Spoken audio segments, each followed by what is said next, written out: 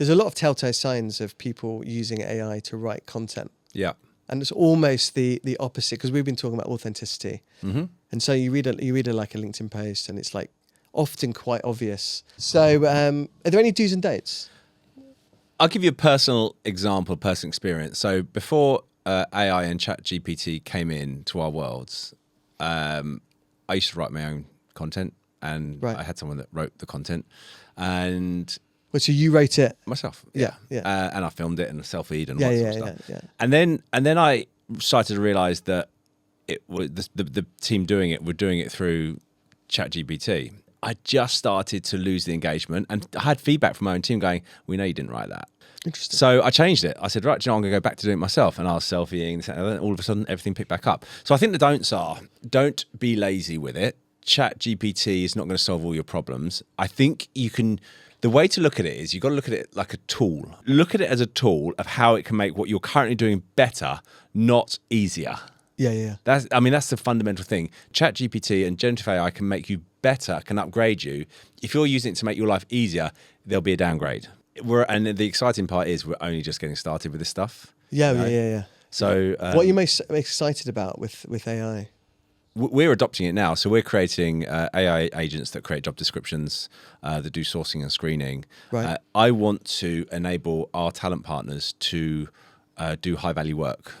So I don't really want our talent partners writing job descriptions. I don't want our talent partners writing interview notes. I don't want our talent partners sifting through thousands of CVs and applications. I think AI can do all of that. So where we are, I think, on the AI journey is that AI is taking over actively now all of the highly repetitive activity within talent acquisition. Yeah. And it's doing a good job of that. And we're going to see how far this can stretch into engaging with humans directly. By way of video interviewing. Yeah. That's where I think the authenticity starts to lack for me, and I think you need to bring the humans in so far. Yeah. Because I don't think the video quality and sound quality, the sound quality is really good, but I don't think the video quality is quite high enough yet to be able to feel like I'm talking to a human. Do you feel like it should be like you're talking to a human?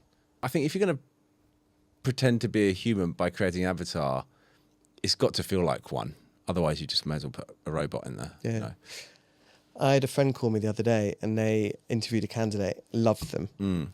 So they emailed the candidate. This is a hiring manager. They did it direct, whatever. Emailed the candidate saying, "Great interview, really liked you. I'd like to invite you back for a second interview."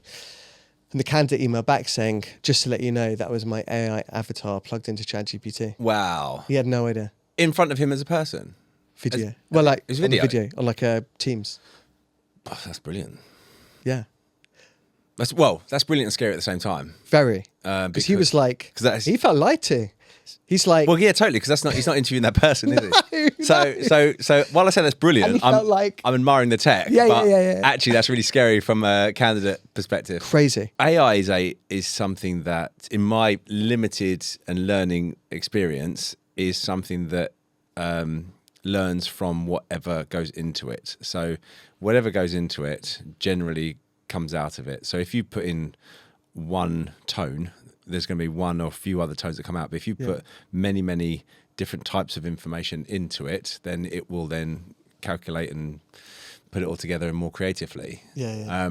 I think it's the standard analogy of, good in, good out. Yeah.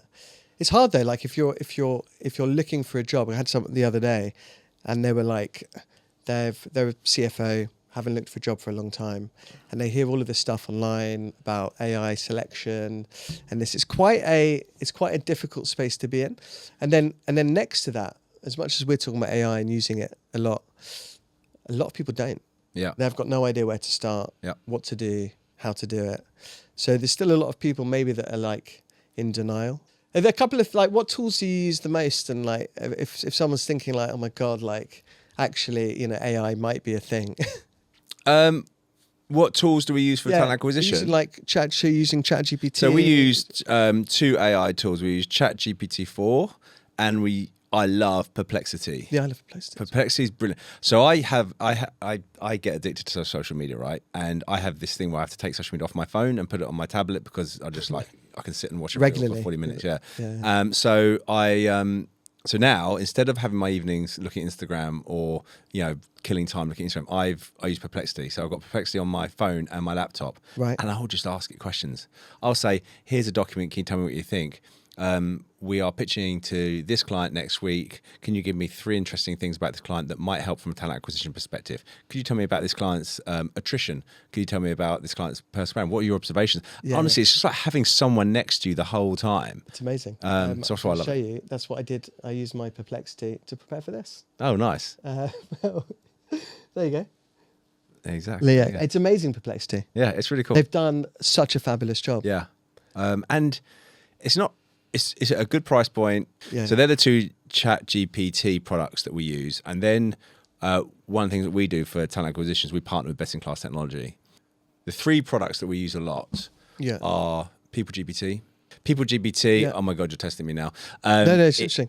People GPT is a search capability that you put in a brief of what you're looking for, and it extends. It doesn't. I'm going to do it disservice. It doesn't just extend the Boolean search, but it extends the search into deep, deeper than LinkedIn to pull out profiles of people that have done something similar to that profile. Amazing. I think I might have just done them a disservice. No, I'm sure that's about right. We use MetaView. Yeah. MetaView is for all of our notes taking for all of our interviews, and Horsefly is amazing for data and analytics. Really weird name. I always say that, but it's a great product for strategy. So if you want to understand what the population, what the talent density, what the competitiveness is for a specific job role or type, you can put it into Horsefly and you can pull it out. So we, all of our talent partners go into our clients with this technology. Nice. And we just are able to do a better job. And then and they can work on more jobs, more requisitions, spend more time speaking with humans. Because they're more productive. Yeah. People, process, technology. Yeah. Love that. And also for job seekers as well. It's so wonderful. You can like. I love the voice to text stuff. Mm-hmm. So you can ask you like, I'm meeting Leo, chapter 2. Give me like a full rundown. What questions are you going to ask me? What questions did I ask him? Yep. You can go in like so prepared. You can. I think anyone who doesn't use that to prep for an interview is almost foolish. Yeah. Because it's the easiest way to do research. You can literally just have tailored research to you. Yeah. And like you say, it doesn't cost a lot.